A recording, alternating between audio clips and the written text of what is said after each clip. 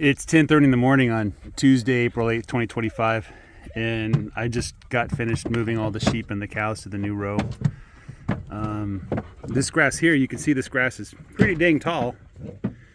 It's looking really good. It's at least 6 inches, 8 inches in places, I'm sure. The grass is looking really, really good. And it just continues like this up until about halfway down the pasture. And the southern half isn't as good as the northern half, but that's to be expected because I was grazing there all winter long. So one little note is I kind of felt like I was overgrazing. The cattle are coming in behind the sheep, 3.5 days later, and they're on pasture for 3.5 days. And so I kind of felt like I was overgrazing, but I reminded myself that it's kind of hard not to overgraze right now. I'm trying to confine and restrict and just slow down the animals here at the beginning of spring. I'm waiting for the grass to truly explode, which should happen any day now. I have it timed so about mid-April is when the calves will drop, and that's also when I expect the grass to really take off. And then when that happens and they stop eating hay, then I'll start doing daily or twice daily rotations. The goal is to do 4 times daily rotation, see if I can get that working. But I might have to wait until after all the calves had dropped. We'll see what it looks like. I want to try to do more than twice daily moves and see if it makes a big difference in the grass. And at that point, when I start doing that rotation, those rotations, then I'm concerned about not overgrazing, leaving plenty behind, only trampling and eating 80% of the grass, only taking 1 bite, that kind of stuff. But hopefully I'll have so much forage then that it won't be too big of a deal to do that. On the sheep health, the sheep are doing just fantastic. I'm literally astounded by how well the sheep are doing. U11, you might remember her. She got pretty sick about a month ago. And right now she's doing just great. She's put a lot of weight back on. She's looking really good. There is one ewe, I don't know what number she is, but she was Rammy's mom, Rammy Jr.'s mom.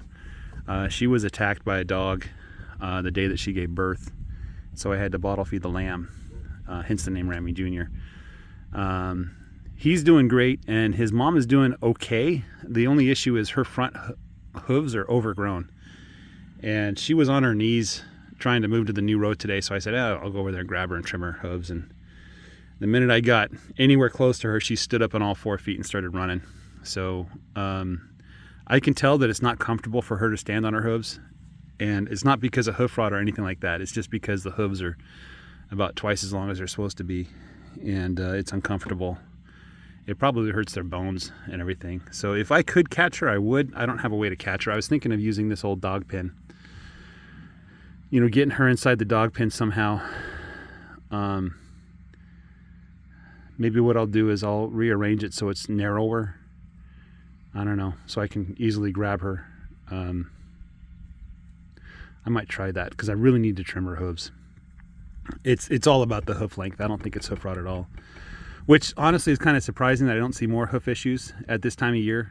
The ground has been super wet with the rain we've gotten recently. The ground is still wet, even though it hasn't rained for I don't know how long it's been. It's been a couple days at least. And so, I should expect some hoof rot and hoof scald with these conditions. But as you can see, I don't see any limping. Every once in a while, I think I see a sheep that's like this sheep right here. It looks like her right front hoof is just a little bit tender, but I can't really tell. It doesn't really seem that way to me, honestly. It's just sometimes something in the corner of my eye catches my eye.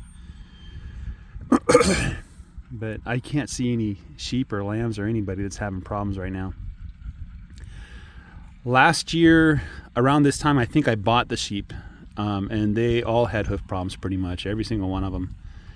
And my theory was that if I did rotational grazing with them, gave them plenty of ground and kept them moving, that those issues would gradually disappear. And that was somewhat true, but what really helped was spot treating the hoof rot, hoof scald with 10% solution of copper sulfide. Copper sulfate? I think it's copper sulfate. You can get copper sulfate at the feed store. It's a gardening fertilizer. They use it for gardening and they use it for different things. But make sure you get 10% by weight, So I think it's 1 milliliter of water is 1 gram. So if you have a 500 milliliter bottle, then you have to put 55 grams of the copper sulfate in there. You'll know you got it because it looks like it's not all going to dissolve, right? So if you can use distilled water, use distilled water, help it dissolve a little faster. It takes probably 24 hours for me to see all the crystals dissolve, but you get this deep blue color. Let me just show you if you can, let me get in the sunlight here. So you can see that deep blue color. That's the copper sulfate. And once you get to that solution, if you catch a sheep with hoof rot or hoof scald, and what hoof rot is on the bottom of the hoof, there'll be like little holes. It'll smell bad. It's like soft. It's not smooth like it's supposed to be. And sometimes you'll even see worms eating the bottom of the hoof. And so just spray it down with the copper sulfate. Hoof scald is when in between the toes, they get like white, not really blisters, but you could tell that it's really annoying. Sometimes they'll bleed too. But you spray that down with copper sulfate solution, and it goes away in about a day or two. So they'll just spring right back. What causes the hoof rot? So I read a paper, I think it was the United Kingdom, the agriculture, whatever, government, blah, blah, blah. They had a prescription for hoof rot and hoof scald, and they said it's a serious issue, it's affecting productivity, and it's contagious. So it looks like it's contagious, right? And one of the theories that I have is a lot of the diseases we think are contagious are actually just a nutritional deficiency, right? The reason why the animals are getting sick is not because the disease is present, or the thing that supposedly causes the disease is present, but it's because the animal itself is weak and its defenses are low, it's malnourished in one way or the other. So, but certainly once the animal's weak, if you continue to expose it, it'll get worse. But so two-pronged solution is, number one is rotational grazing, and number two is spot treat with copper sulfate. And the third thing, in that UK paper, they studied all kinds of approaches to handle hoof rot. They highly recommended rotational grazing, keeping them on pasture and moving them so that they're not like more than a week on a single spot of ground. But also genetics. They said genetics, right? And another thing is genetics, I think, is what's the right way to put this? Sometimes good farming practice looks like good genetics, right? So you're taking animals that otherwise wouldn't perform well in other conditions, and they perform really well in the conditions you provide them just because you're doing a good job, right?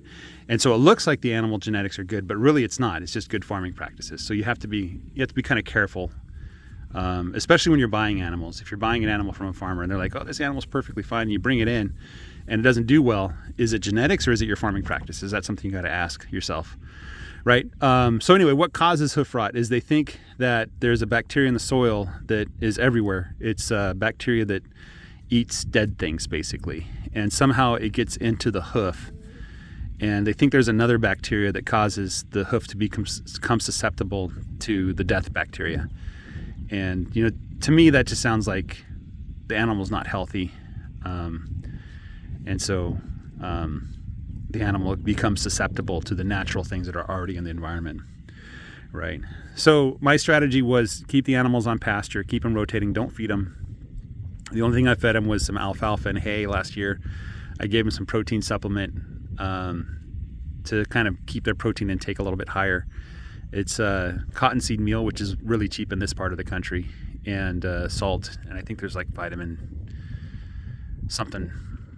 There's some kind of vitamins in there. I don't remember, vitamin A or something like that. So it's a bit of a supplement, and they're not eating that much of it. They're just eating a tiny bit. Plus the minerals, I get my minerals from Premier One.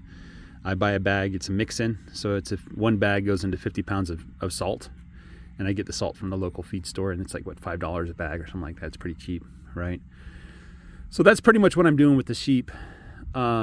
I can't say that I have perfect results, that my animals are completely free from all problems, and that I never ever have any issues with them. That's completely not true. Again, I can say it's bad farming practices, or it could be just bad genetics, or some combination of the two. But I remind myself that the animals that did not do well last year, were animals that I bought from my neighbor after a broker came through and picked all the good ones, and he basically left the rest behind and said, I'm not selling these, nobody's going to buy them. So I got them for really cheap. I learned a lot about what sheep do when they're not healthy. I got to play with the hoof scald and hoof rot. I got to trim a lot of hooves. The hoof problem really isn't a big issue anymore. It was a big issue last year as well. But like, there's just a couple of sheep that have a problem, and surprisingly it's the St. Croix ram that had a problem. But if I can get in there, just trim their hooves a little bit. And I don't know what's causing it. I don't know. I'm not really convinced that it's diet. I think things have improved a lot, mostly because the animals are eating fresh grass as much as possible. They're on fresh ground. And part of the reason too is the ones that weren't doing well are gone now, right? So, you know, when you cull and cull and cull, eventually all the bite animals are gone, right?